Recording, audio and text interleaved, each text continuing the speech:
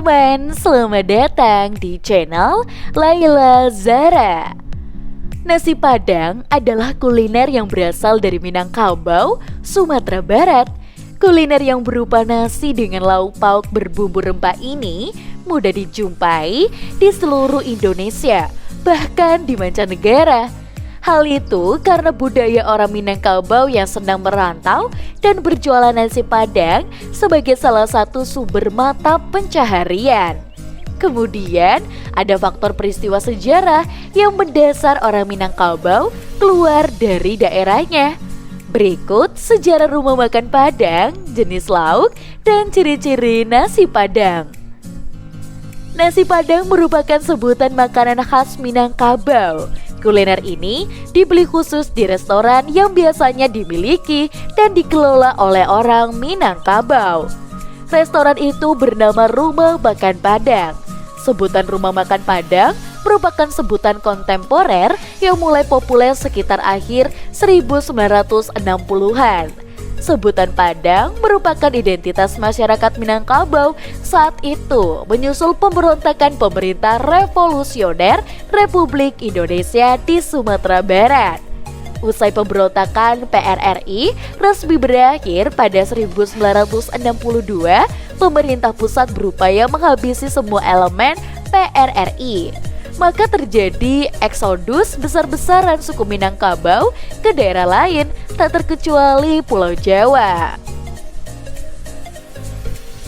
Adanya tindakan tegas dan cenderung menindas dari pemerintahan pusat membuat orang Minangkabau di perantauan berupaya mengganti identitas melalui berbagai cara.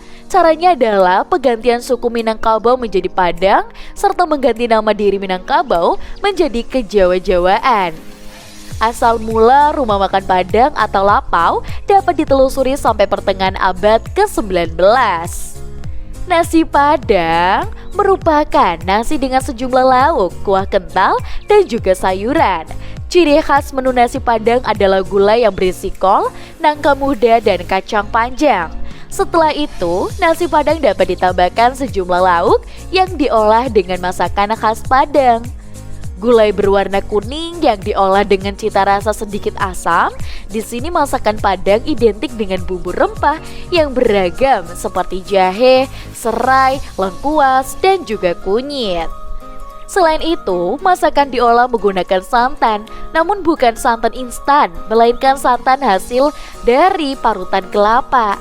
Bahkan orang Minang, santan yang berasal dari kelapa yang tumbuh di Sumatera Barat membuat masakan lebih enak ketimbang santan dari kelapa yang ditanam di Jawa. Santan asli akan lebih banyak mengeluarkan minyak yang membuat hidangan semakin sedap, sedangkan santan instan tidak banyak mengeluarkan minyak. Berdasarkan sejarah, masakan Padang yang kaya rempah ini dipengaruhi oleh masakan dari negara lain, yaitu India, Cina, dan juga Arab. Dari berbagai studi literatur, banyak makanan Minangkabau yang tidak sepenuhnya asli makanan Minangkabau, melainkan ada sentuhan masakan India yang menggunakan banyak bumbu maupun santan.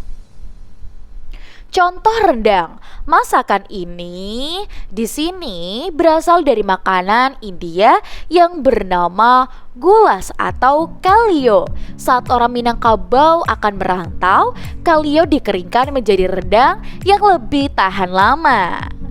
Dan di sini jika kalian menyantap nasi Padang di restoran Padang, maka nasi Padang akan disajikan dengan cara yang unik.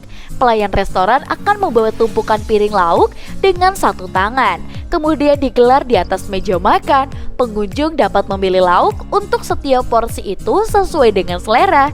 Jika dibawa pulang, porsi nasi Padang cenderung lebih banyak dibandingkan dimakan di restoran. Hal ini untuk menunjukkan kesan royal. Nah, untuk teman-teman di rumah yang penasaran dengan makanan khas lainnya, jangan lupa untuk like, komen, dan juga subscribe. Sampai jumpa.